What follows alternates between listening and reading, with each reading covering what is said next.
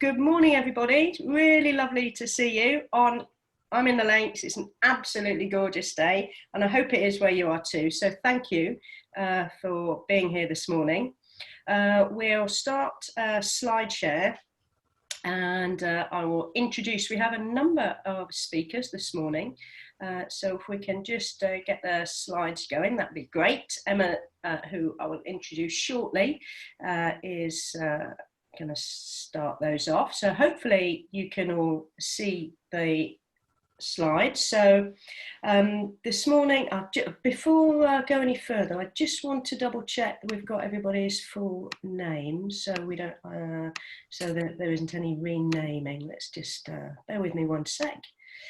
I think we're all okay. Just checking. That's Christine. Yeah, thank you. Just checking. Yeah. Okay, I think we're good to go, so thank you very much for that.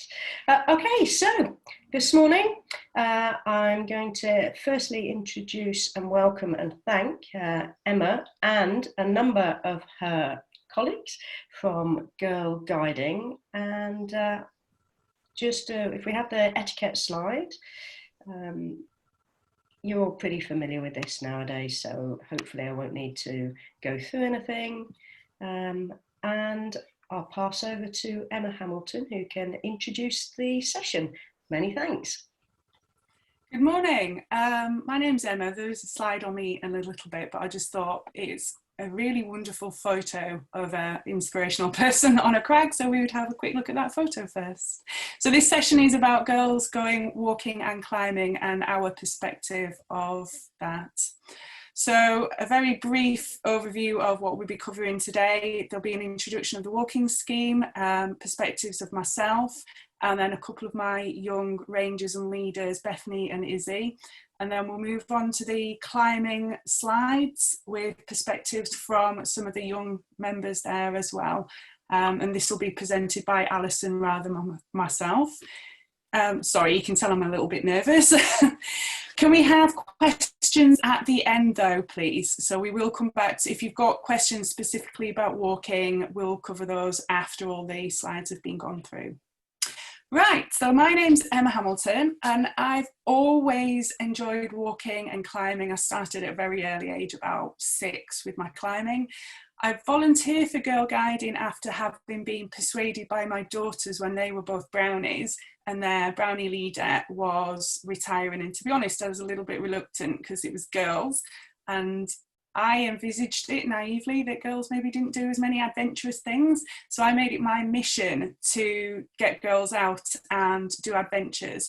And I quickly realised that in order to do that I needed qualifications myself. So I looked into the Girlguiding walking qualifications and started my level 2, and was very quickly encouraged by the female trainer on that I was almost wasting my time and I was competent enough to go for a mountain leader, which I had looked at the syllabus and thought, there's no way I can do that. It looked a little bit daunting. I did successfully gain my ML very quickly after that, and then after enjoying more and more time out in the outdoors, made a very bold step of leaving a full paid job in the NHS to working as a freelance outdoor instructor. And I am so glad that I did, because it's gone in leaps and bounds, and I now work as an operations manager for an outdoor company. I have had loads of personal adventures with Girlguiding, and a lot of my work does give me adventures, but my sort of really inspiring adventures have all been through Girlguiding, and I've led trips and walks all over the UK and abroad with the aim of taking young women out and really pushing their boundaries. I'm also a trainer and assessor myself now for the Girlguiding leaders on level 2 walking courses. And I've also took on the role of being the Northwest Region Advisor for Duke of Edinburgh's. I run a Duke of Edinburgh's for Cumbria North, and I also run my own Ranger unit, which, as we'll see, is the older section. So just a brief overview for Girlguiding if you are new to it. We are the largest leading charity for girls and young women in the UK. We've got 100,000 volunteers, both male and female. So there is that kind of misconception that you have to be a woman to volunteer for Girlguiding. That isn't true. We do have a lot of male helpers. We're active in every single part of the UK, and I feel it's important to have a girl-only space to give them that opportunity to be themselves away from the pressures of maybe showing off to boys, and it gives them a chance to increase their confidence and build friendships and hopefully aspire them to push themselves and increase their potential. So we start very young at age 5, where they come into rainbows. By the time they get to 7, they move on to brownies. And then at 10, they can move into the guide section. And then the section that I think is the most fun is where they become rangers, and they can stay at rangers up until their 19th birthday. And we will be meeting girls from the guide age section and from the ranger age section later. So just touching briefly on the Girlguiding walking scheme, this was accredited up until fairly recently, I think within the last few years, by Mountain Training England. And as you can see, it kind of follows the pathway that Mountain Training England's national NGBs follow. So we have the guiding level 1, which is slightly lower than a lowland leader. Level 2, which actually sits slightly between lowland leader and the HML, and level 3, which again sits slightly between the mountain leader and the HML. We do offer within Girlguiding a hill and moorland leader and a mountain leader course, but these aren't particularly well subscribed, and we only run one a year.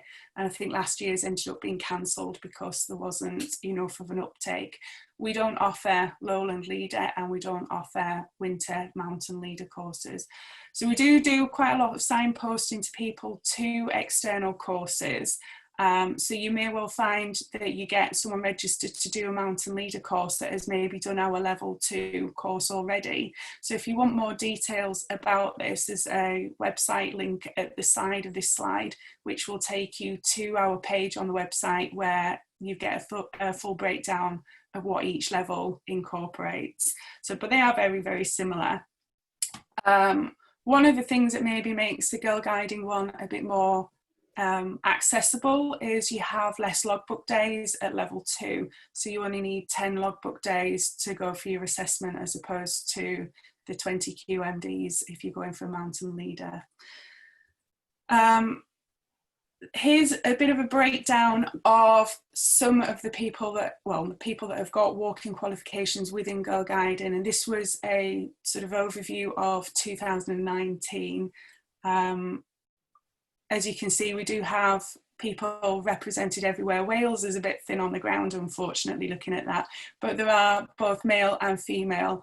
And if you look at the figures, whilst there are quite a few women, 75 have got NGBs, there's 362 females that have got a Girlguiding level qualification. So it just goes to reflect that a lot of the women out there and leaders out there are more interested in having a walking qualification just to use with their actual unit, rather than maybe wanting something that will lead on to a professional qualification.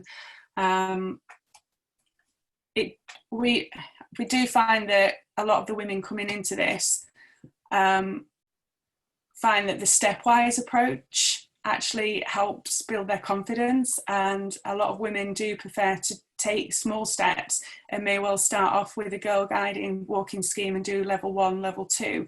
They don't have to be done in succession. You can jump straight in at level 3 if you have the experience. But a lot of women prefer to take the smaller steps and build up their confidence and build up their skills, so that by the time they come to maybe look at doing a HML or an ML, they're actually quite consolidated with their knowledge. All of these courses that are run by Girlguiding are actually open to both male and female members of Girlguiding. But as we say, we only run one external course in a year, so we provide bursaries to candidates that they can apply for within Girlguiding. My ML itself was covered. I did mine with an external provider, and the costs were actually covered by Girlguiding, which was quite nice. I think they've got the money's worth out of all the trips that I've done with them. So some things that you can do to maybe improve accessibility is that women often find it's difficult to give up long times due to a combination of pressures from work, childcare and family needs, because no matter how we want to view the society as women being more equal, women do tend to have that more caring role within a household. So it might be worth considering giving split courses and trying to minimise nights away. So the level 2 walking course is quite popular within Girlguiding, and that runs on a weekend. So it starts on a Friday night and finishes on a Sunday. So it's a little bit easier for women sometimes to organise childcare to access that. And it is just the 2 days and one the Friday night for the training, and then the same again for assessment at a separate time. We do find that women often prefer to ask questions in a female predominant environment, and that some women do feel intimidated on a course run with a lot of men, run by men. I mean, myself on my ML course, there wasn't many females on it, and it was run by 2 male course directors. And whilst I was competent and my navigation was really, really good, I felt quite intimidated actually asking for feedback and showing that I was maybe uncertain, because there's that maybe unconscious perception that to be a female in an outdoor industry, you've got to be better than the men to be considered equal to the men. And it's unfortunate, and it is unconscious by a lot of the men. They maybe don't realise that they're doing it, and when they're telling you all these stories about their adventures and how they've trekked up to base camp of Everest and they've summited Everest loads of times, it is great and it is inspiring, but it does actually also make them seem on a bit of a pedestal and a little bit unapproachable and intimidating. So it can sometimes create issues and barriers that the men don't realise that are there. So having female ambassadors on your course are important. You might find that if you just had a female tutor on the course, women might actually open up and speak to them, or trying to have a better balance of, I know it depends on females applying, but trying to have a better mix of female candidates on a course so that one woman on her own doesn't feel isolated, that there is another woman for a little bit of moral support. And that's just from my personal experience and speaking to some other females that I work with. Obviously I come across quite a lot in my industry.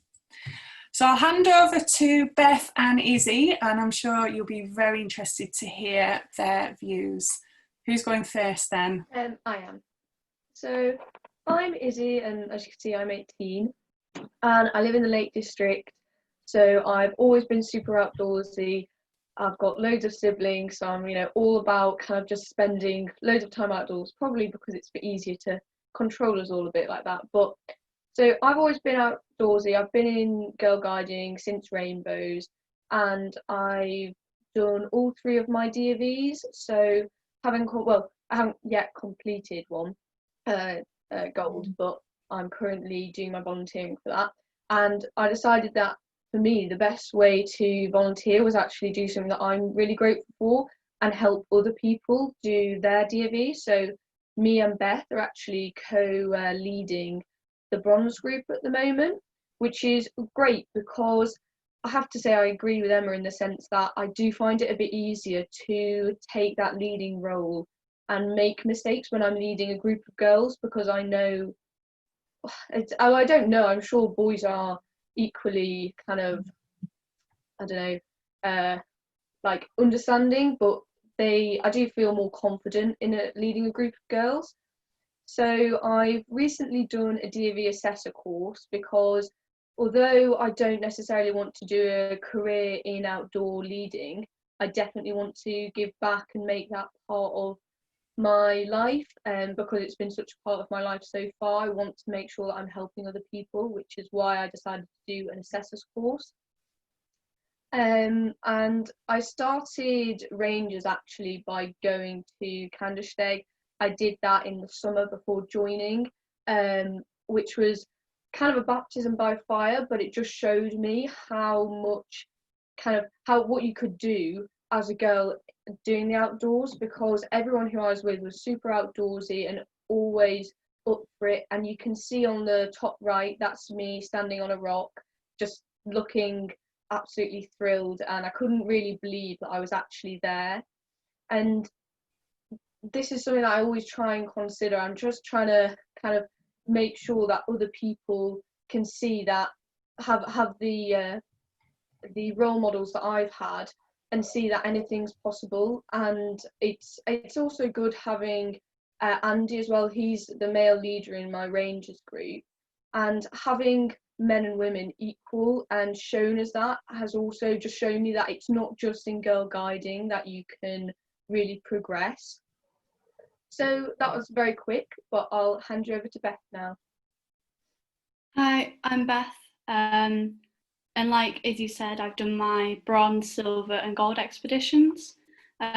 We've done trips to Switzerland and Iceland, doing things such as kayaking and hiking to thermal rivers, and glacier trekking, where a load of us took our promise on top of the glacier in Iceland.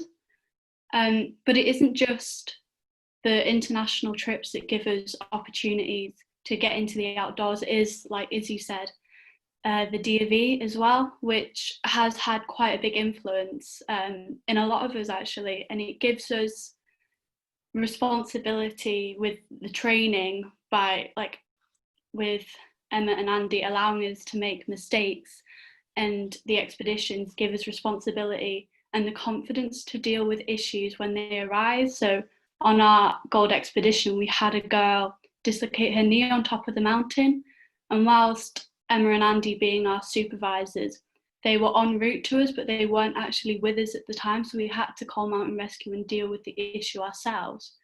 And I don't think any of us would have had the confidence to handle it as well as we did if it wasn't for the training given by Emma and Andy. Another opportunity given to us from Girlguiding was Dragnet, which is predominantly a scout competition, and the only way I can describe it is an extreme manhunt. It's a mix between manhunt, DV and orienteering, and it's quite extreme. But being the only girl guiding team there and one of the few only girl teams there, we placed second in our age group from the two categories, and we claimed the best team in Cumbria out of everybody. And it just gave us such a huge confidence boost to show that as girls, we can do stuff as well as guys, and that being a girl doesn't hold us back. But as Izzy has said again, it is also having the men in Girlguiding, like Andy, who comes on all of our trips to help out, and he does all of our DV training and supervising and expeditions. And he and other men in Girlguiding are genuinely there to inspire girls into the outdoors, and they're held on an equal footing to women. And it's great to see that in Girlguiding, because in other sectors of the outdoor community, such as outdoor centres, it's not always like that. And I and many others have witnessed instances of women being almost downgraded, not intentionally most of the time, but like just slight degrading remarks, and it is off-putting. But seeing that girls and men in Girlguiding can be equal is really inspiring. And due to the opportunities and seeing men like Andy inspiring girls and giving them the confidence to do things that they might not have necessarily done, has led me to wanting a career in the outdoors. So I'm currently working on my logbook to gain my ML and then progress into the outdoors. But it's all due to these opportunities given from Girlguiding, and it has been such an inspiration. So I'm going to pass on now. Okay, thank you, Beth and Izzy. So if you have questions about the walking section, then you can compose them on chat and we will answer them at the end of the session. But I'm going to hand over to Alison and she'll talk you through the climbing. Hi, thanks Emma. So my name is Alison Parker. Just a little bit about me. So I got my RCI, or as it was then my SPA, in 2008. I'm an assistant guider in Bedfordshire, so I work with the 10 to 14-year-olds, a bit younger than what Emma does. I'm the climbing advisor in Bedfordshire, but I'm also the lead volunteer for climbing at a national level. So there's a team of us who have all different specialities, climbing and paddle sports and walking, and I'm the one for climbing. I don't work in the outdoors, I work at university. I sadly don't do anything related to climbing in my professional life. So everything I do, climbing and obviously in Girlguiding, is as a volunteer. Okay, next slide. So I just thought I'd share some of the things that I do when I'm leading sessions. So I tend to do trips to the climbing wall. I have a regular girls, and you're going to meet a couple of them later who come with me to the climbing wall. And I also lead trips typically in the Peak District for girls, so a weekend trip where we just go climbing, and they always seem to enjoy it. So just thought I'd put together some of my tips on how to keep the girls engaged and involved, and make the sessions work for them as best as possible. So I try and plan sessions flexibly. I'm really lucky in that we do tend to have quite a lot of adult volunteers on our weekends. So I'm the only RCI that goes, but I sometimes have some other fairly competent climbers who can help out, and some non-climbing adults as well. And the lady waving there is my friend Philippa, who she drives our minibus, but she also can do things like looking after the girls if they've got upset, or if they're cold, or if they're too hot, or if they need food, or whatever. She can help them out with that type of thing. She just sometimes even brings a puzzle book so that they can do that if they don't want to keep, if they've got a bit tired of the climbing. And that's really great, because that really allows me to concentrate on the climbing and getting girls up and down rock faces and kind of enjoying that. I also try and myself be a good role model, so that they don't just see me as someone with my feet on the ground, but someone who climbs actively and enjoys it as well, which I do. I do spend a lot of my time, my personal time, climbing. So even when I'm running a session, I'll always try and find a competent belayer and do 1 or 2 routes just to show the girls that that I climb, and try and be that good role model. Okay, next slide. I try and give the girls appropriate challenges. So I'm really lucky that our local wall is a big rock in Milton Keynes, and it's a fantastic kind of commercial wall. I've been very welcoming to Girlguiding. But because it's a kind of a commercial wall, all the routes are really well graded.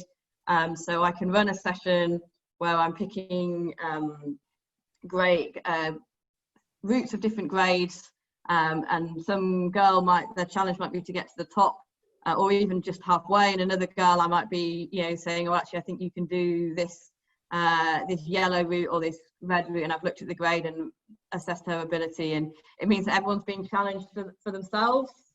But it can be tricky. I definitely haven't got all this right yet, and trying to work out when girls are, when to push them and say, just one more move, and they get the satisfaction of reaching and achieving that challenge, and when it's too, when they really are tired and they're really all scared or struggling and they really do want to come down. So that's definitely something that I find hard, but try and get right.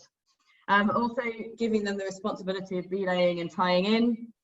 I mean, to start off, it makes my life easier because I'm not constantly belaying and tying in. I'm doing more tailing, and I can just check knots that have been tied and check that they're done correctly. I find the girls really like that responsibility of belaying, especially if they've been struggling with the climbing. There's nothing that I think compares to it, where they really literally take their friends' lives in their hands, and take some responsibility for their own and their friends' safety. And I think that's a really important challenge. Okay, next slide. There is a Girlguiding climbing scheme which covers level 1 and level 2. Level 1 is just climbing indoors, and level 2 is using in situ gear, and there's more information on that web link. Okay, next slide. So I want to really give some time to some of people that I've got to know through climbing in Bedfordshire. So this is Becky. I'm going to pass over to, and I've been really delighted to have Becky starting with me as a participant and now coming along as an instructor, and I'm going to let her tell her story. Hi, I'm Becky and I'm a climbing wall instructor. I've been in guiding since I was a rainbow and worked my way through the sections, and I'm now doing my qualification to become a ranger unit leader. So I started climbing in 2017 at my local leisure centre on just a small wall with about 8 rope lines, and I enjoyed climbing and climbed regularly doing my level 1 and 2 NICAS. I enjoyed the challenging myself in different ways, and when I started climbing I saw this as the challenge, and I found it wasn't just something you could learn overnight, and I enjoyed seeing my progress each week as I challenged myself with the new climbs. After climbing at the leisure centre for about 6 months, I then also started climbing at Big Rock on sessions run by the instructors there and ones run by Guiding, like those run by Alison. This exposed me to the new people and areas, which helped me to enjoy the sport more. And at this point I started bouldering for the first time with the girls. I found it was easy to try routes with a group of people, and you could all get involved and enjoy figuring it out together.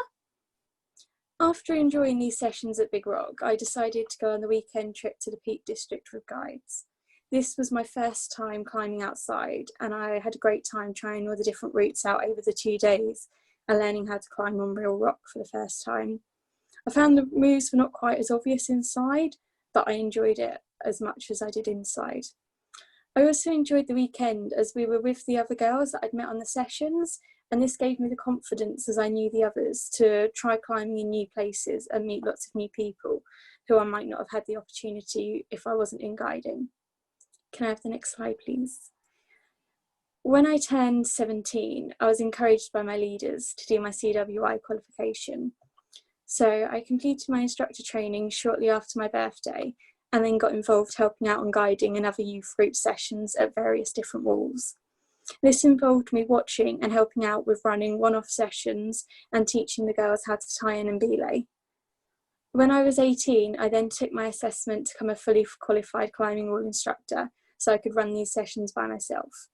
Since then, I've been involved with running the sessions for guides at Big Rock and some at my local leisure centre, including one session for my own Rangers unit. I enjoy being outside a lot, and after my first experience outside with the guides in the Peak District, I was eager for more. Since then, I've been back to the Peak District with guiding, and have also climbed outside in Wales. I found it was easy to enjoy climbing from the start, as I enjoyed the new challenge it brings, and I found all the girls and leaders on the sessions were very welcoming and friendly, and we were all working towards the same goals, so it was easy to get on and have a great time. Becoming an instructor allowed me to introduce new people into this sport and show them how much I enjoyed it, whether this was them just taking part in one-off sessions or coming back lots of times. I'm now going to hand over to Eve, who's one of the girls who's been attending the sessions me and Alison have been running at Big Rock regularly.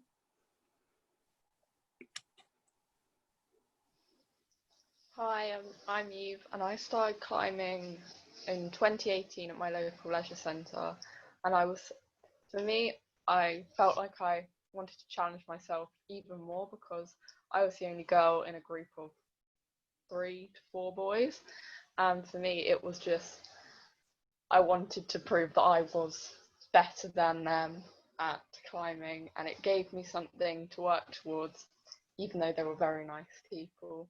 I found out about the guides to climbing maybe the year after, and I remember I went to Big Rock for the first time and I met everyone, and it was really nice and everyone was really friendly, and we all wanted the same thing, we all wanted to climb and we all wanted to challenge each other, and we were all really supportive of each other.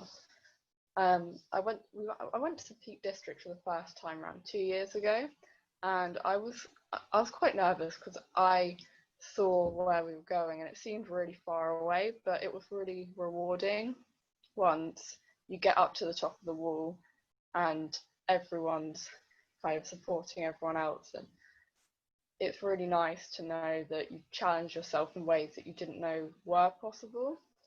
And it was really nice because you get to make new friends, and it challenged me mentally as well as physically, and I didn't really enjoy going outside before I started this. It was more of a forced event, that my parents kind of put me on. But I remember when I went to the Peak District, I really, really enjoyed it and wanted to go back. And it made me want to go and get more lessons, because I'd done my NICAS level 2 and 1. So I went to Big Rock, and where I do my level 3.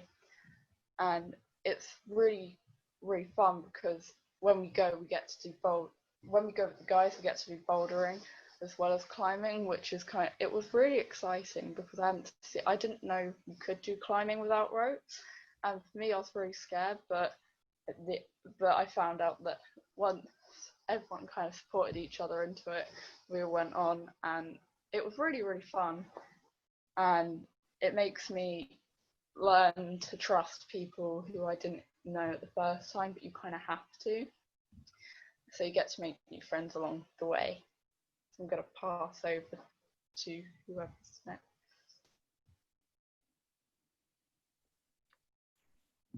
So we hope that Bethany and Lana were going to join us today, but they pulled out at the last minute, which is a bit of a shame. But they put together some thoughts, which I'm just going to share with you now, because I thought they were really, I think they were really interesting for you to hear.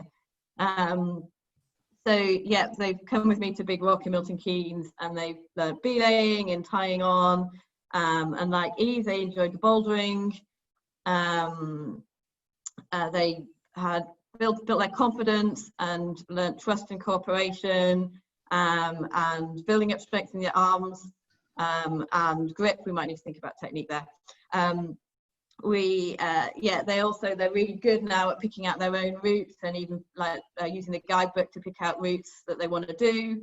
And then they came to the Peak District last summer, and we were meant to be going this weekend to the Peak District again, but obviously that's been cancelled, so that's a bit of a shame.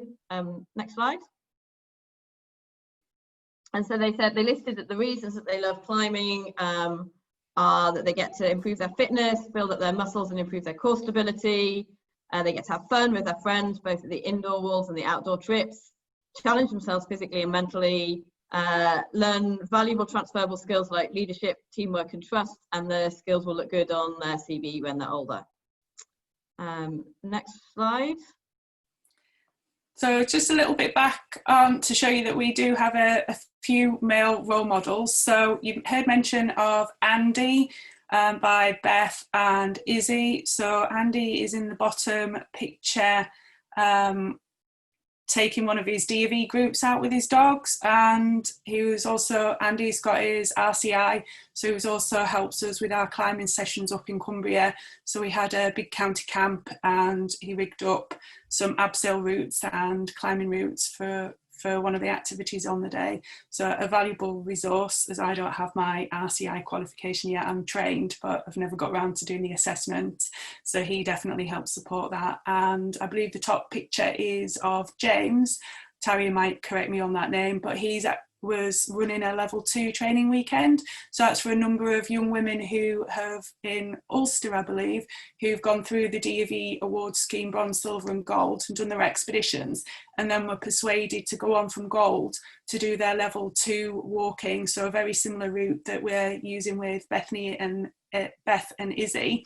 They were both going to do, well, Izzy was going to do her level 2 walking this spring, but that got cancelled due to COVID. So hopefully when we're able to run it, she'll take that qualification and use it as a stepping stone towards her ML.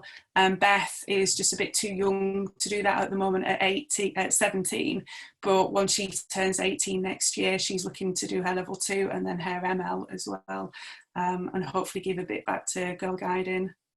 So if you are interested for volunteering for Girlguiding, we're always looking for new volunteers, particularly in the outdoor sector, because we're trying to actually get young women out and about and really supporting girls into a love of the outdoors, with the hope that they will then enjoy that maybe as a passion and just a hobby for life. But it's definitely that young exposure. I started as a toddler and started climbing at 6, and I'm sure Alison started climbing and being outdoors when she was very young. But if you get young girls interested, you can engage them later on in life, and hopefully that will help address the imbalance of instructors in the future.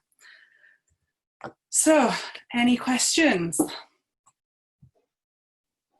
you want me to click on to the next slide, Cressida? Thank you, Emma. If we just give a few moments, it may be that people may be thinking about some questions, and we can, I'm just going to scroll on the view, so we can either have questions written in the chat, or have, just looking to see if people would like to raise a hand. Obviously, I can't see everybody, so it may be, right. So Michael, if we take a question from Michael Reynolds. Michael, if you just got can... to unmute, really. Yeah, thank you. Yeah, there were two questions in a way. I mean, firstly, I'm just very impressed with everything you're doing. I think it's really great, you know, so keep doing it. One of the question was, is the Big Rock in Milton Keynes, this is just a personal question really, run by some Polish people? Do you know? It's just that I trained and assessed some years ago in the old SPA, and their intention was to set up an indoor climbing centre in Milton Keynes. I don't know. I think it was. I think it's a kind of spin-off from the Beacon in North Wales. So Right. I've not noted any Polish connections, but I don't tend to speak to the senior management. I just tend to speak to the desk staff. No, not to worry. The other one was, yes, you had one particular young woman whose name escapes me, said her experience at an outdoor centre could have been better from her perspective, and that she felt a little bit what's the word, not fully respected as a woman, perhaps. And I just wondered if she or anybody else had followed that up, because I think that would be important feedback for that outdoor centre to know where they could do better. We did. There was a couple of instances. So one was we were taking the girls out kayaking one night as one of our activities, and I don't have paddle sports qualifications, so we use a local instructors, and the girls were playing, I don't know if you know it, world domination. So you throw a ball into each other's kayaks and you try and claim countries, and the idea is that everybody becomes the same country. One of the girls threw the ball, it slipped in her hand, and it was an atrocious throw. But instead of saying, oh, that was just a rubbish shot, the instructor said, you throw like a girl. And the young lady in question, that was like a light in a blue touch paper, she was like, what do you expect? I am a girl, and when is it wrong to be a girl? And the instructor just hadn't thought about it, so we wrote this really long letter about how being a girl shouldn't be viewed as derogatory. And it was he was only 19, 20 himself. I think he was absolutely mortified when he realised what he'd said. So hopefully that's changed his behaviour. Yes. And again, I think the instance Bethany was referring to was when we were in Candlestick, and we were again, a girl guiding group in a male environment. We do like to try and push barriers in our Rangers unit. So we were going up to the Frunden Hutte, which is really quite high altitude hut, and the girls were going to go on a glacier trek so we woke up one day, stay overnight, and then go up onto the glacier the next day. The youngest girl in the group was 11, so she was under my remit and my ML ticket, not the instructor's tickets, because they wouldn't take under 14s. So anyone under 14, I took up and guided them up there. We'd gone through all the insurance properly, and it was all approved and risk assessed. But the two local guides, when they looked at it, went, oh, last time we had a group of girls, we missed our tea. So you lot better actually try really hard, because girls just can't get up this very well. They were up by 3 o'clock in the afternoon. So, good. Yeah, it was just little comments like that the girls find, and it's totally innocent, I think, by a lot of the instructors' behalves, but it's that sort of... I think us males, including me, sometimes we don't always get things right. No, and if no one's need pointed to be it out to you, told that. Yeah, we did have a quiet word with the instructors and say, that didn't come across that well. Actually, upset the girls, and they did apologise the next day, and the day on the glacier was absolutely perfect. So it's just sometimes opening the eyes of the instructors that those little words that are innocuously meant can sometimes be really quite intimidating and off-putting. Yes. Oh, well done. Yeah. Thank you. Thank you. Okay, thank you. I'm going to read a question that, if it's okay, I appreciate Ed Alloway is in the audience. Hi, Ed. And I wrote a question that I'm going to read out that's on the chat, which is a really interesting one. Is there a way to use the Girlguiding schemes to promote engagement with mountain training to aid progression into mountain training awards? Badges or Girl Guide Leader Awards to be accredited with hill and mountain skills and holders to get DLOG access. So if I'll let maybe one of the Girl Guides respond to that, and then perhaps myself or Nicola can add any comments. I was going to say, shall I comment from the climbing side and someone else comment from the walking side? So I'd say on the climbing side, I think they're probably, although we do have our own scheme, it's not very well used, and there's not that many trainings and assessments that go on. So for example, when Becky was looking at getting her instructor qualification, I encouraged her to go down the CWI route rather than our own scheme, because I knew that there would be trainings and assessments going on quite regularly at Big Rock and at other local walls. So that I think she found it a little bit easier. And although the Girlguiding schemes are cheaper, we do provide bursaries. So when I asked Bedfordshire County if I could have some money for Becky to do her qualification, they actually paid up in full, so Becky didn't pay anything to her qualification. I think that's right. So yeah, because they were just so keen to have people like Becky engaged in doing qualifications. So we did find it quite easy to support Becky through the mountain training schemes rather than our own scheme. Yeah, that's correct. I got the bursary without any issues. Okay. So from a walking point of view, I'll probably hand over to Taria, who's hiding in the background. She was previously our national walking lead volunteer. Taria, do you want to answer this? Yes, I can answer this. Thank you. Sorry, I've got the video back. I think this is something we can definitely do some more work on, Cressida. So maybe we put this down as an action point, because it's something that we have started. So we have a national moderation team for the walking scheme, and we have a paid specialist, technical specialist, and it's something that we've already got a little bit of work done on it. So for example, some of the logbook days that people achieve through their level 2 or level 3 Girlguiding awards, they do put them on DLOG. We could do with more people using DLOG. So that's obviously something that we perhaps could make some more effort on. And if people have already got a Girlguiding level 2 and level 3, we've already mapped directly how they can move possibly directly to assessment, a Hill and Wall and Leader Award. For example, if they've got their level 3 award, or they can be assessed for the Hill and Wall and Leader Award during the same week as they're doing their level 3, because Mountain Training have looked at the training scheme at level 3, for example, and they're happy that the level of training is at a sufficient level for people then to go directly for assessment at a Hill and Wall and Leader Award, provided their logbooks are up to scratch. So I don't know if have I clarified that? I don't know sufficiently, Cressida or not. Yeah, thank you. And just to say that we have been working with Girlguiding to do our best to support and encourage and endorse all the great work that they do in these different spheres, walking, climbing, etc.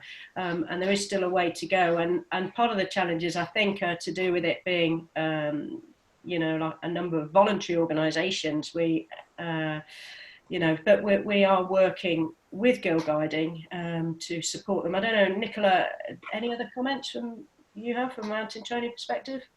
Nothing massively more, other than that, I think mapping the climbing schemes like Taria mentioned, as we've done with the walking ones, would help, and just making sure that everybody has access to that knowledge so that they know that those pathways exist. Because I think people, from within Girlguiding, I don't know, but certainly outside Girlguiding aren't aware that those options exist. And so it might be something that our trainers and assessors can talk to people about, you know, in terms of if people are looking for volunteer opportunities, they could go, you know, to volunteer with Girlguiding en route to getting their qualifications, which would help you out, and it would help us, you know, it helps them out. So that sort of thing, I think, would be good as well. Sorry, it seems a bit strange asking a question in the chat and not actually speaking to her. I was going to say, it was just a thought that just D-log can be quite intimidating when it first comes to logging 20 days and things. If there's just some way of making it more normal and everyone on, then they might suddenly realise that I've got these days, there's this award, and just go for it. And obviously the load and leader fits nicely in a weekend, and lots of places are doing it non-residentially as well. So I think there might be a bit of a myth about courses involved going away that I think naturally is a bit of a problem. There's a lot of providers spread out around the country that can do quite a lot, really. Yeah, D-log is certainly something that I'm happy to look into, happy to consider, because I think, you know, it's unlikely to cause us any issues as such. It's more likely to benefit the individuals. So I think it's definitely worth something looking into. So yeah, thanks, Ed. Yeah, thank you. And obviously, you know, in terms of helping support marketing, whether it's for you know, organisations like Girlguiding and promoting and sharing stories amongst, I guess, not just the Girlguiding community, but more so with providers, you know, such as yourselves.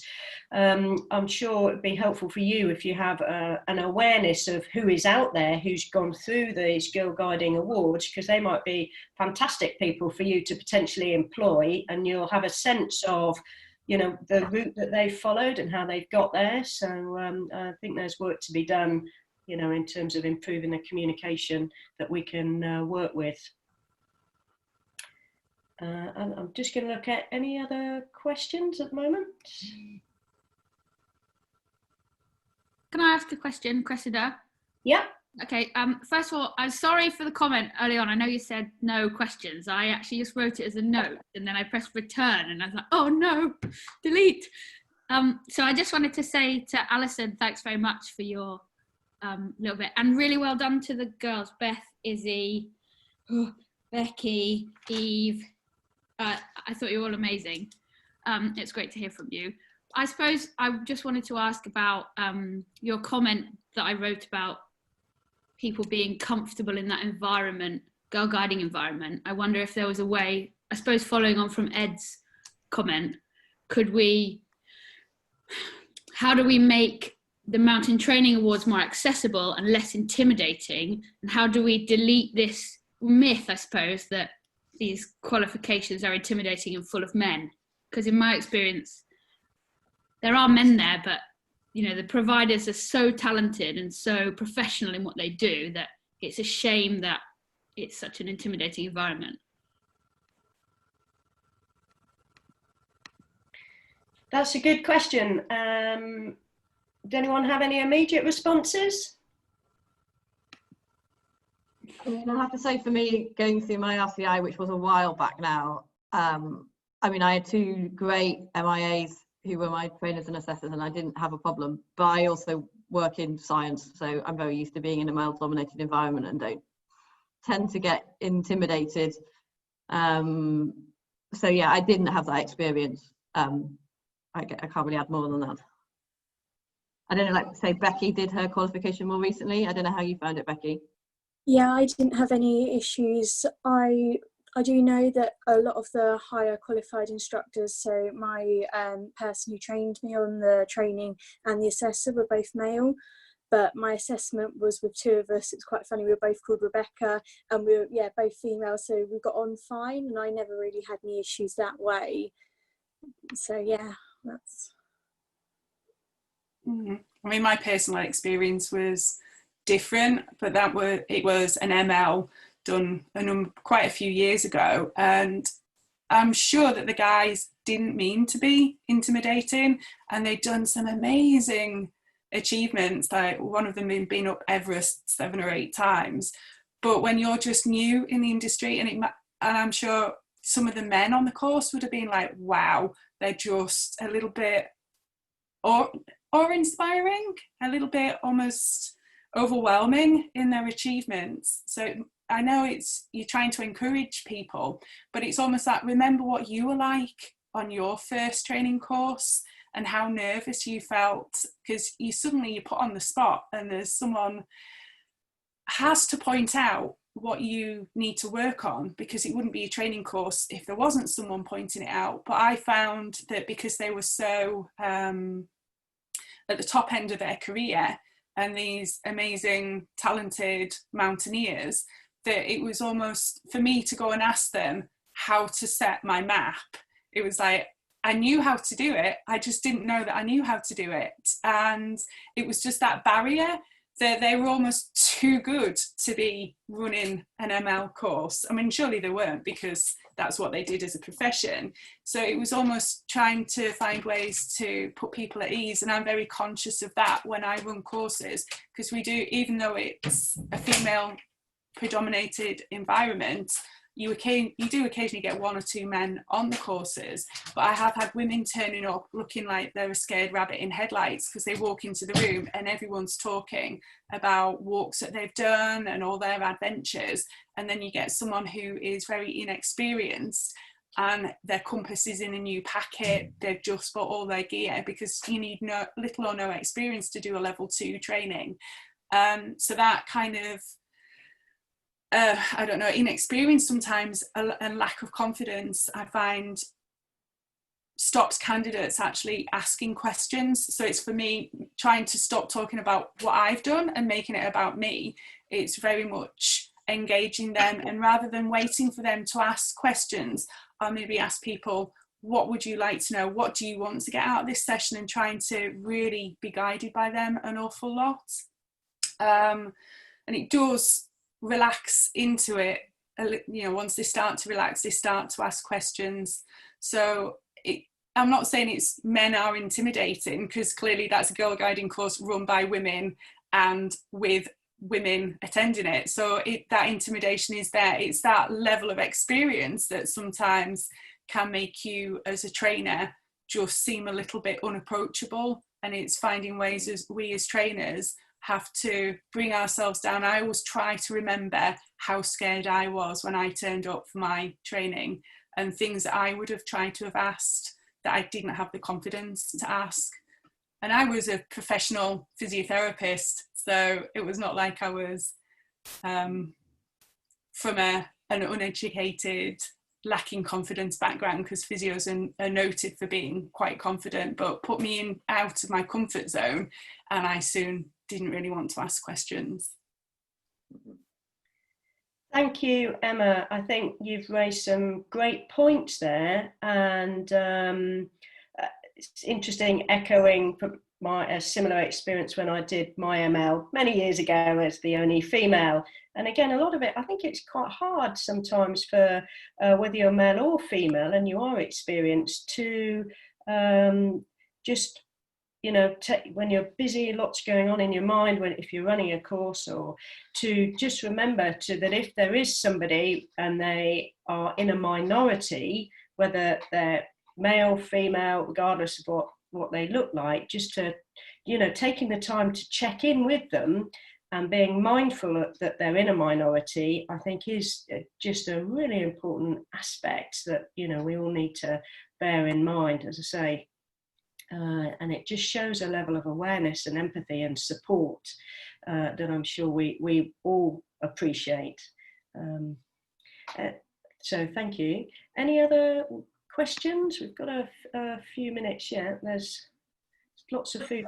So Ed's just written another comment about, he's just said, I wonder if the Lowland Leader and Hill and Moorland Leader courses have less issue than the ML courses with the issues Emma raised. I don't know, possibly. I know that from our stats, I know that Lowland Leader are about 40% or maybe just over 40% female, whereas Hill and Moorland Leader is maybe just over 30%, Mountain Leader is more like 20%.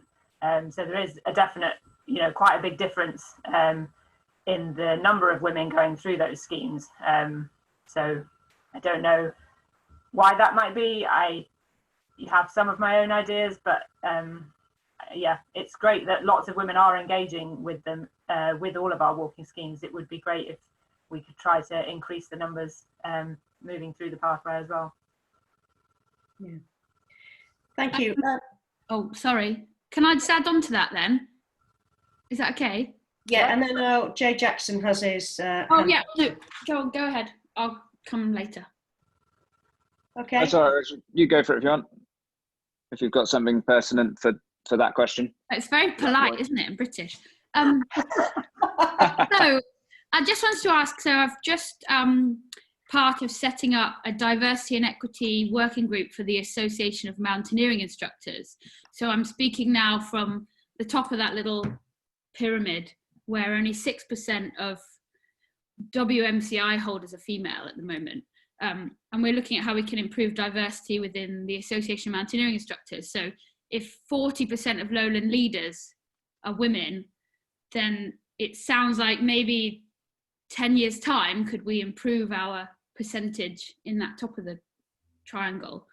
So I suppose my question is to maybe Alison and you, Emma, about how can we link in with the guides maybe as the AMI in order to sort of showcase the pathway through to the top and make us seem more approachable and less intimidating? Is there a way of some kind of partnership project, something like that we could do? Shall I start, Alison, or do you want to go first? No, you go for it. Okay, I'll bring Tarria in on this as well, because Tarria's done quite a lot of work in the background linking with mountain training. So certainly what we try to do with our level 2 training schemes is that, and assessment schemes, is that we try to signpost people to course directors and try to raise awareness that there are NGBs out there that you could go for and what your next steps would be if you wanted to take it further. So I guess maybe trying to link in more at that level, because we've got several hundred people who've got their level 2 walking training qualifications. It was back on one of the slides, so I'm sure you could flick back later if you want to look at the presentation again. Then that might be an opportunity, because you've got a cohort of people that have clearly got an interest, but it's trying to, I guess from a Girlguiding point of view, a lot of those people who are doing the courses, well, I just want to do it for my unit. The big step I did find myself, getting all the logbook days together was a challenge, and it's quite a big jump from 10 logbook days for your level 2 to 20 QMDs to get onto a training course and a further 20 QMDs to do your assessment. So that's quite a big jump to do my ML. And from a personal point of view, I also found, being a mum with a very young family, my kids were toddlers when I did my ML, was having to actually find someone to look after the children, because at the time I was a single parent at the time, so I had to get my parents to come and take a week out of their life to come and babysit for me so I could do the course. So I might have found it easier at an ML level for it to have been a split course over a couple of weekends rather than being a 6-day chunk out of my work. It was to do both, and I did them foolishly in a year. So I did my training in the spring and my assessment in the autumn, and I had to take a full 10 days of annual leave and find childcare for that as well. So that was quite a big ask. I mean, Girlguiding provided the fees for me, so I got a bursary and my ML was fully funded, which was really, really helpful, but just finding the time to do everything was quite hard. Part of that was my ambition of doing it all in a very quick time frame, because I desperately wanted to get my girls out on the hills, and living in Cumbria, and ML was the only award that made sense to allow me to take the girls out in this terrain. Alison, do you want to? I mean, I guess my perspective's a bit different. I mean, obviously Emma's gone down this route professionally, whereas I have a career in academic research and I'm only ever doing this as a volunteer. So I guess for me personally, I don't really see myself going above RCI. That enables me to do some really fun stuff with the girls, but it's not, I still want to have time for going climbing for myself and kayaking and all the other things that I do. So I guess there's probably going to be two different types of people that you might encounter in girl guiding. People like Emma, who have viewed girl guiding and the qualifications as a step up into a kind of professional career in the outdoors, and people like me who it is something that I'm passionate about as a volunteer, but it's got to keep in a certain, it can't take over my whole life. So to answer your question about how to engage with the AMI, I guess I don't have an immediate answer, but with something we should maybe discuss about separately. Yeah, Taria, do you want to add to that? So within Girl Guiding, just to add to Emma and Alison's personal stories, we do have people actually who unintentionally end up going up to ML, and they only start at lowland leader or lowland ward, lowland level and open country. And part of the reason why they end up going to ML or HML is because of the fact they've made friends. And we find that what works well is actually it's that peer-to-peer support between training and assessment makes a big difference. And it's easier perhaps within Girl Guiding maybe than it is for people going to an external course where they don't know the participants and they're from all over the country. So I think something that we perhaps benefit from is that the members who've attended the training do have that opportunity to support each other before they go to assessment. And as a result of that, we find that one or two of them end up unintentionally going a lot further just for personal reasons. They don't necessarily want to go into the outdoor industry like Emma's done as well. The other side to it, we're doing some joint work looking at how we can work better with scouts in terms of outdoor activities. And I think perhaps there's some lessons to be learned from there that we can look at as well about some of the conversations that we've had with scouts on a national basis. Partly the reason for us doing that is that we have different qualification systems and we don't recognise scouts qualifications at the moment for some different reasons, which we're trying to move towards recognising. But the other side to it is that we have a lack of qualified leaders to support our girls. So if we can find some other ways of bringing in qualified leaders to support our activities, we can deliver more outdoor adventure, because that's one of our key challenges.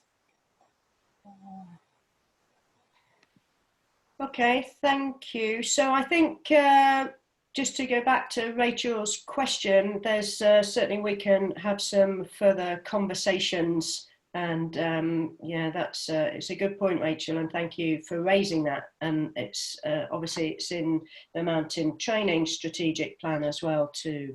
We've still got a way to go, but hopefully with more joined up and if I say partners working together with partners, we can all work to nudge those numbers. But as we know, it's not just about statistics, is it? It's about other factors as well, and encouraging everyone to enjoy and be confident and active and skilled in the outdoors.